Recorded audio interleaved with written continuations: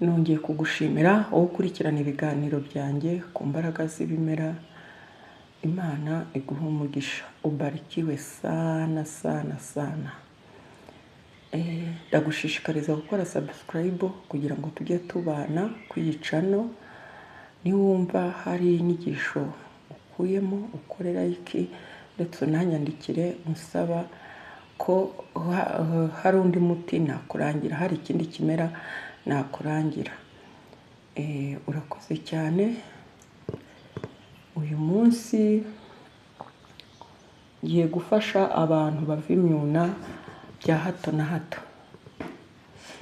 Imyuna mu kuri ni indwara mbi ishobora kubika umuntu umunota ku wundi. Hemorrhagie externe ishobora kukubika ikakudasa umunota ku wundi, cyane nko mu bihe by'izuba cyangwa se wahuye n'ibindi bibazo. Uyu munsi wa none rero ntabatindiye nkuko mu binsango ngo ndatinda, ariko buri minota 8 ni ugutinda we. Namwe mwisubireho.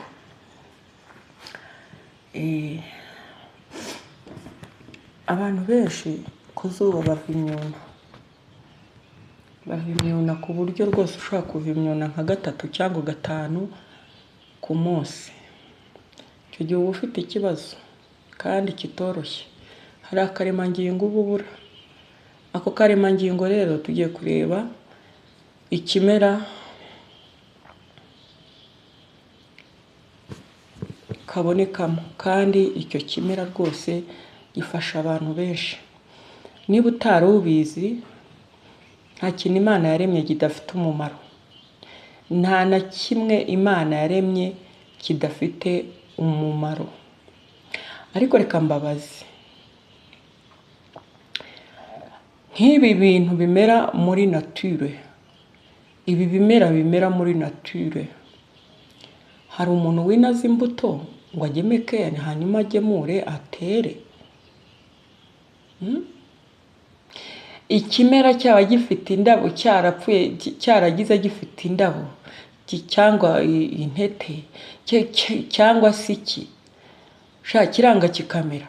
Niko mu butaka ntinde uba wateyemo imbuto. Urugero nka kimari, uzahira ahantu kimari ntoto pe ntoto, nurangiza uhahinge. Numara kuhahinga, uko byagenda kose ya kimari izongera izamuke. Ubutaka bukoranye utwo tubuto bigenda bite? Nyamara nutemera kwiye kwemera. Imana idufite mu biganza byayo ishaka dukoze icyo ishaka yazinga isi kabura urupapuro rwose. Umuntu rero ujya hariya akipaka. Naraye mbonye akavideo kamwe k'umuntu w'umusore w'imyaka 23 w'umunigeria. Yagize rwose gutya, afata Bible arangije arayica. Aravuga ngo arashaka gucalenjinga Imana, ngo kuko niba ari Imana nyamana gwimanuke aze babonane. Muzi ukuntu byagenze? Yagize gutya ajya kuryama ari 4:20.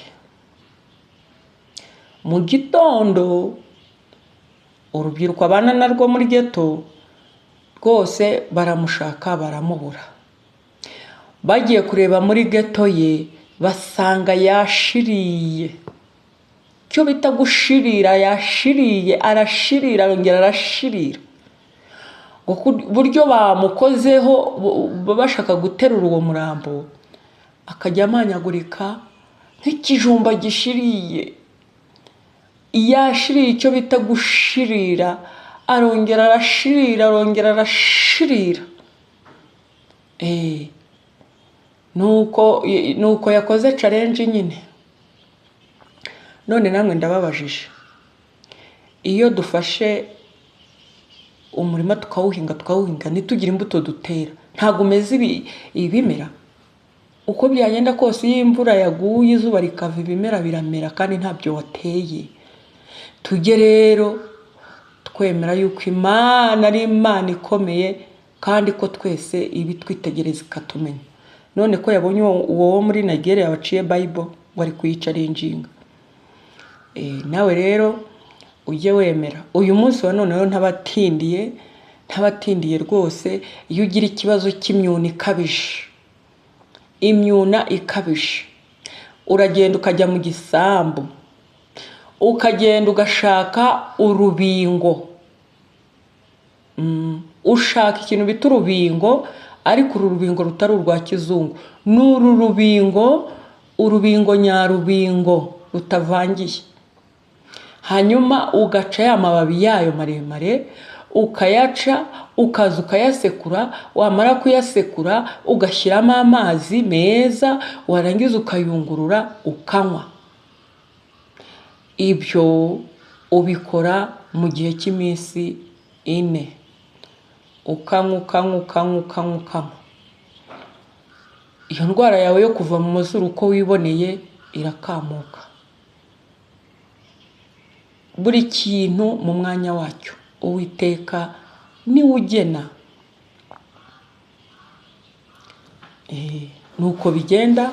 Umuntu uzi wese ko afite ikibazo cy'imyuna nakoreshe urubingo.